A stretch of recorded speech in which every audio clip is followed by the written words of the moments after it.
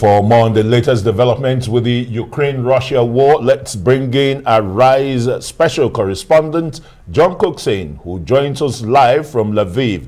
John, thanks for joining us. You want to tell us, John, what you've seen on the ground with the Russian missiles that struck a Ukrainian military base at the Lviv International Peacekeeping and Security Center. John?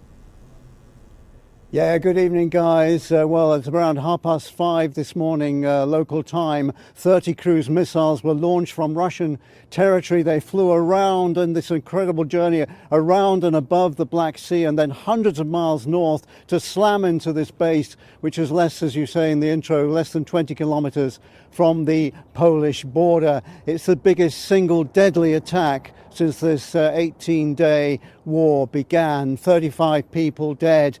At least 135 people injured, some of them, of course, with life-changing injuries. We're not quite sure how many cruise missiles slammed into the base, but it was certainly around 8 or 10, causing tremendous damage and loss of life. It's a major development in this conflict. It's, I believe, President Putin, who it's said is losing this war, has made his comeback, if you like, in a most dramatic fashion by hitting this base, which was used as a NATO training center.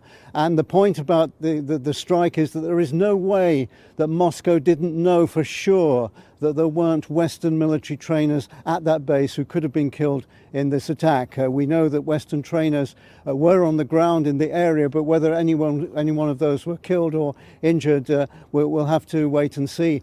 I actually traveled in a cab about 3 hours later, very close to the scene. You couldn't get very close because of the intense military activity there, but there were streams of ambulances rushing people to hospital, battling their way through lines of trucks and fleeing refugees, women and children heading to the border. It was so close to the border with Poland. And the point about this is that cruise missiles do go off course. I've witnessed that in wars in the Middle East. And again, there was no way that Moscow could have known for sure that those cruise missiles would hit the base and not go adrift and head towards Poland and land on a NATO territory country, namely Poland. And if that had happened, we could quite frankly be talking about the start of World War III, as dramatic as that sounds, because there is no certainty to cruise missiles. It was a huge risk that Moscow took to make this symbolic attack on this particular base.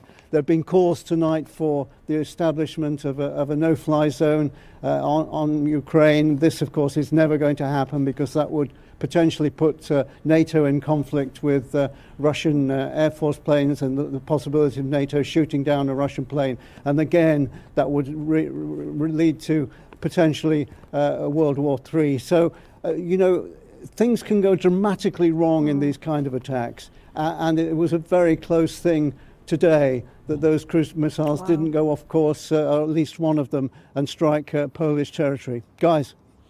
Right, and John, that's why we're even seeing more humanitarian crisis. Looking at the United Nations report today, they say about 2.7 million refugees now have come out of the whole Ukrainian crisis. But John, what do we know about the Russian troops opening fire on some journalists? Because there are reports that a U.S. journalist was killed today. John? Yes, it was very, very sad. Brent Renault, 51 years old, American, an award-winning photojournalist, was filming refugees leaving a town just 10 miles north of the capital. And witnesses say that Russian soldiers saw and gave him permission and his colleague to drive on and to start filming. And he was shot in the neck and died at the scene from loss of blood. A Spanish cameraman who was with him at the time was also shot in the back but survived. A very tragic episode there, and tragic, of course, for journalism as a whole. The first foreign journalist to be killed in this conflict. Two Ukrainian journalists have already died in an attack on the TV tower at Kiev a couple of weeks ago. And now the town where it happened, Irpin, is out of bounds tonight for journalists for the foreseeable future. Guys? Yeah, very pathetic there, the killing of the American photojournalist. But John, I know you talked about NATO, you know, not for now being drawn into the war with the 25 kilometers radius missile attack from the Polish border. But how feasible really is it for NATO to declare a no-fly zone over Ukraine? Because that's what Zelensky seems to be calling for. And now, whether you like it or not, a Western or a NATO journalist has been killed. Is it possible to draw NATO into this conflict?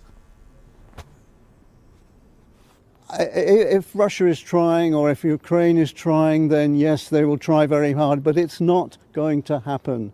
Because as I said earlier, if, for example, a NATO plane shoots down a Russian, or a Russian shoots down a NATO plane in a so-called no-fly zone, that is an act of war, and that will directly cause a war between NATO and Russia. Russia, of course, being a nuclear power. And the other reason why it may not happen also is that the Ukrainians are doing very, very well with their surface-to-air missiles. They are shooting down a number of Russian aircraft, and even though there is no-fly zone, the Russians don't have command of the skies. They can fly in cruise missiles, for example, but as far as fixed-wing planes are concerned, they do not have command of the skies. Just on that point, there are some new figures out tonight, which I'd just like to talk to you about, from a well-respected journal, and it says that Russian losses so far, guys, are 12,000 troops, 74 planes, 86 helicopters, and 374 tanks. That's more tanks than the British Army has got altogether. So to have those military losses is a huge blow, I think, to the Russians. And one of the reasons, I think, why Putin made that daring attack on the Ukrainian base today. But to go back to this no-fly zone, it just is not going to happen for the reasons that I've said. Right, and of course, John, we're hoping that, you know, that talks concerning a ceasefire, which of course is happening in Belarus, we hope and pray that we get some sort of good news in the coming hours or days. But in the meantime, John Cookson in Lviv, Ukraine, for us tonight. Thank you so much. And of course, be safe out there, John.